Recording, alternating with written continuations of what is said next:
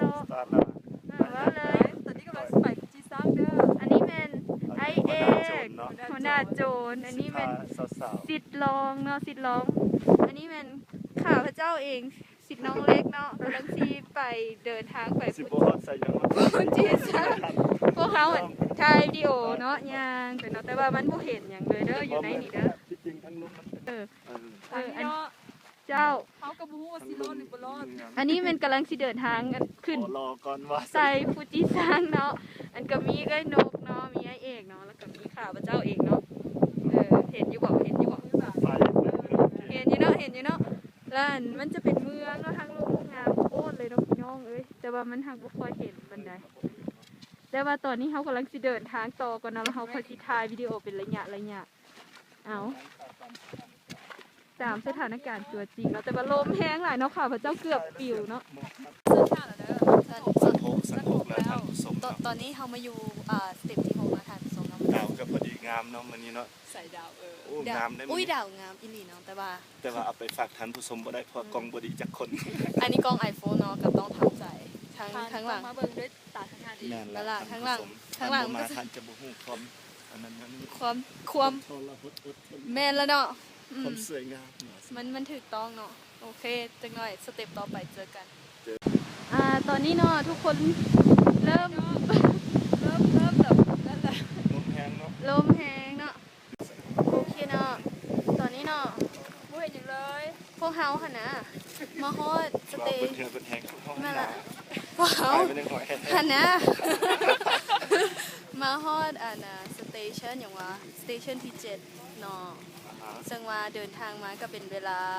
100 นาทีละบาทเท่าไหร่60 นาทีจาก60 นาทีเนาะจากฮันแหละปริมาณ7แล้วก็7-11ถึงว่าทั้งหลังก็เป็นจังซี่นั่นเองเนาะเห็นวิวบ่บ่เห็นเนาะคือคนบางเนาะแล้วก็อีหยังก็ฝนตกเนาะตอนนี้โทรศัพท์ข้าพเจ้าหันสิเสื่อมเนาะถ้ายังถ่ายอยู่โทรศัพท์เพเนาะท่านผู้ชมเนาะถึงฝนย้อนว่ารายงานละพอแล้วก่อนเนาะเนาะตอนนี้เพิ่มพลังงานด้วย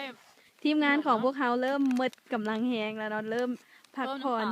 กินขนมกันเนาะวันนี้เนาะอันผูกกล้องถ่ายกับถ่ายไปเนาะแล้วทั้งลุมหันงามโคตรเลยเนาะพี่น้องแต่ว่าโบแน่ใจว่าสิเห็นว่าเขาสามารถโฟกัสได้อยู่นิดนึงแต่ว่าคนอื่นเห็นแล้วพากันไกลแล้วเนาะตอนนี้ก็เนาะทานสิหมดOkay. And then somewhere in the mountain of Fuji. 7 stage. We have friends and Vietnamese on the same team. Go to the top. Hope you reach the top. Yeah. Where is a bit too windy. Let's see. นะท่านผู้ชมตอนนี้เปลี่ยนกันผู้รายงานข่าวเนาะมือหนึ่งใกล้มือหนึ่งมาตอนนี้อันนี้มีลูกน้องเนาะลาวสั้น8เนาะตอนนี้คนลาว2 คนมานำกองตามลมตดมาเรื่อยๆแล้วก็มีไอ้น้องอันข้างๆวอนอเนาะมา3 คนกับคนมาแต่ฟอลอเนาะมาตอนนี้สั้น8แล้วเกือบตายเนาะคือสิขึ้นบ่ได้เพราะว่าทรหดอดทนวิบากหน่อยเนาะบ่แนะนำให้ผู้ใดมาเลยเนาะโอ้ยบ่เห็นเด้อโอเครายงานข่าวพอมันมาเนาะ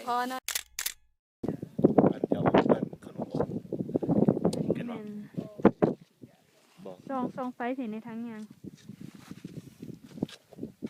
นี่คือทางยางเนาะลำบากลำบนเนาะอันนี้มันสาวฝรั่ง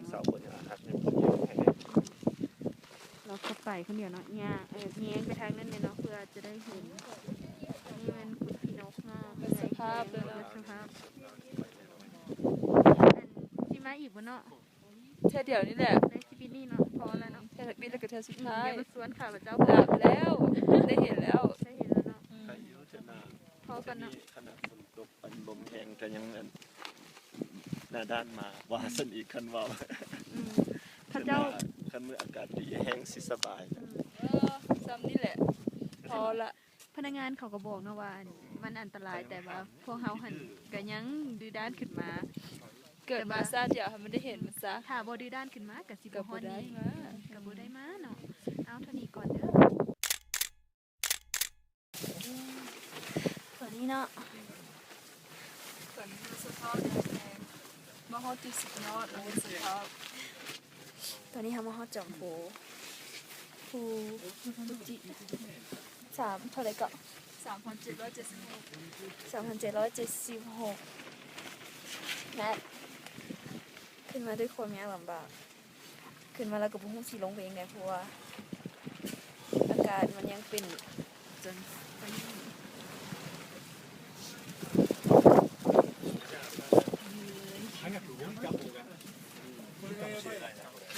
ถ้าลงไปตอนนี้มีหวังตกภูแน่นอน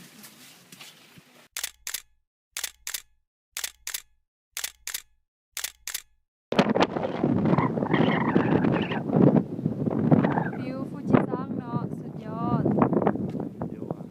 งามหลายไผ่บุเคยเห็นนี่ควรจะมาเบิ่งเนาะ